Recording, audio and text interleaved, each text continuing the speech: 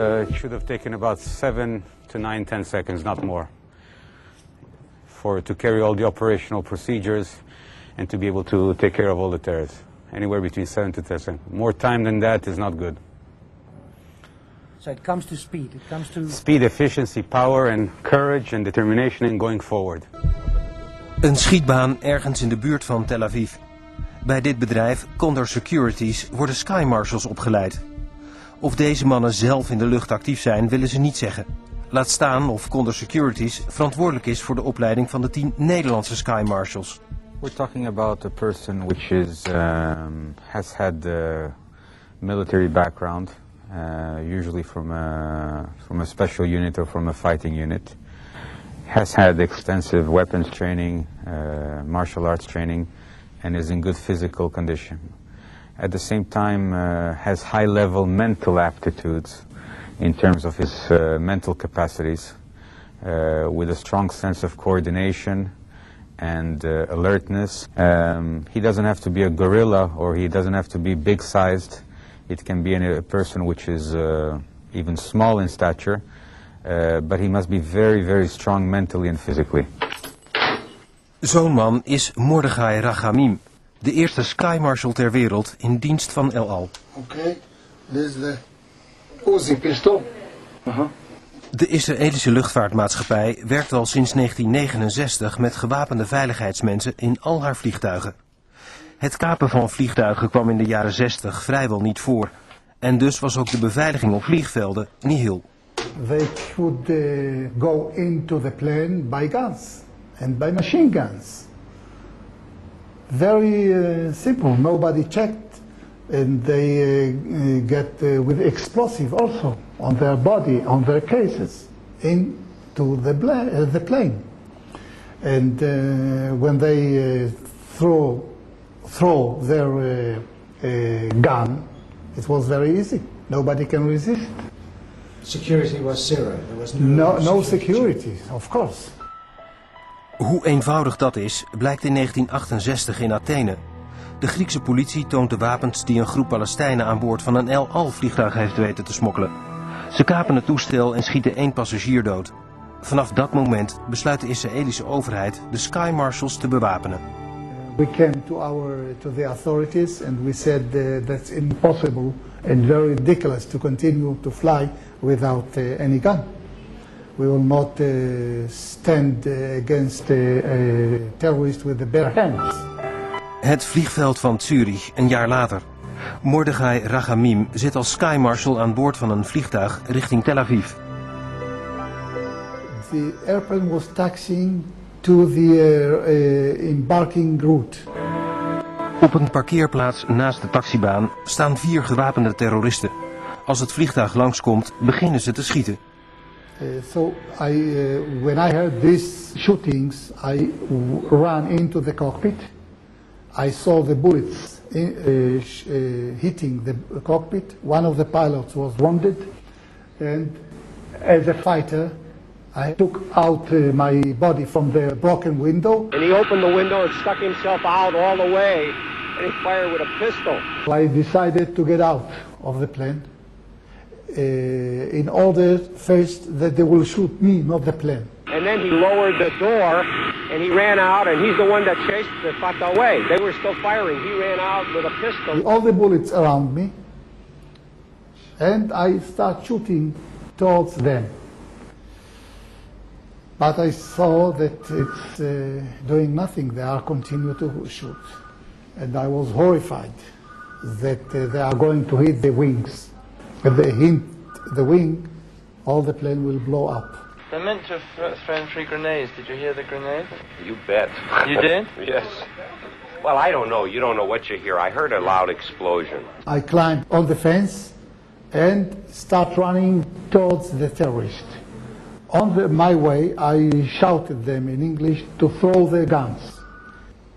One of them threw his gun.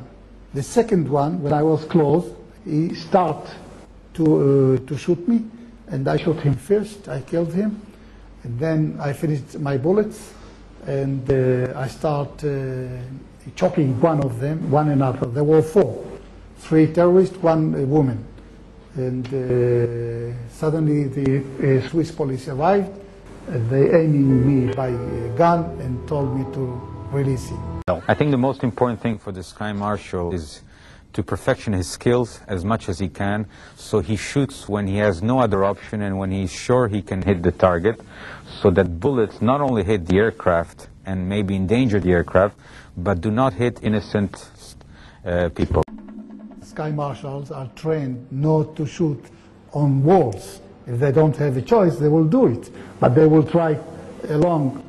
And most of the fighting will be along the alley of the clan.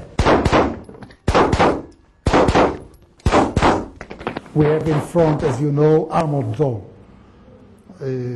All the bullets can hit on the armored door. But even if it will hit on walls, it will be whole, it will not so terrible. So they even start using caliber 9mm guns. Wenen, 27 december 1985. Bij de incheckbalie voor een vlucht naar Israël richten 4 leden van de Abu Nidal terreurgroep een bloedbad aan. Ze gooien een handgranaat en openen het vuur op de wachtende passagiers. Er vallen 3 doden. De terroristen weten te ontkomen, maar na een wilde achtervolging worden ze alsnog uitgeschakeld door de Israëlische Sky Marshal Avi Rimon. We've got staff, security staff. Part of them are seen, most of them are unseen, without uniform. Part of them are armed, part of them are unarmed, in a way that each and everyone that arrives to this area is being controlled, and then we have a picture of what's going here, and while entering to the airport we control every passenger or anyone that comes with him. Where would you ideally place a Sky Marshal in a plane? Would you place him next to a cockpit door, or where would you put him? Unfortunately, for confidential reasons, cannot really be mentioned. It's something which is very much up to the airline. I can say. You can imagine, you have to be in close to a cockpit door. Yes, but you have in other places also. But it's important to have somebody close to the cockpit door, because that's the most vulnerable place in the plane. Yes, everybody thinks so, but today we have another means. It means we have armored doors, and we have isolated area before you are getting into the cockpit. Tough work, because, for example, he has to stay awake from Tel Aviv to New York. It's 11 hours of flight. It's a big problem. Everybody that's working in security has to deal with routine, with nothing happening, and we have to be very careful that this doesn't develop a sense of apathy in the people. One of the ways to do that is to have constant training drills and to constant have surprise training drills in which their alertness and their physical and mental and technical capacities are always being tested. The security marshal knows that he is always inspected, that somebody else in the plane looking for his how he behaves. Yes. Weten wanneer je op moet treden. Soms moet de marshal in een fractie van een seconde een beslissing nemen. En dat gaat dus wel eens mis. Dit zijn amateurbeelden gemaakt aan boord van een El Al-vlucht tussen Tel Aviv en Istanbul. Een passagier raakt in paniek. Hij wordt meteen tegen de grond gewerkt door de marshal. Die denkt dat het om een kaping gaat. Het blijkt loos alarm. From the professional point of view, a Sky Marshal should act when he's faced with a situation which is directly related to his profession. If we have a passenger which is under the influence of alcohol and is maybe harassing some of the other passengers, it would be advisable if the crew members would be able to calm him down and settle the passenger. Hopefully the Sky Marshal will be properly enough trained to know when to act and when not to act. And this should be something which is ingrained in his training regimen, because if for every little disturbance or every little argument he will act, then his job will not be carried professionally.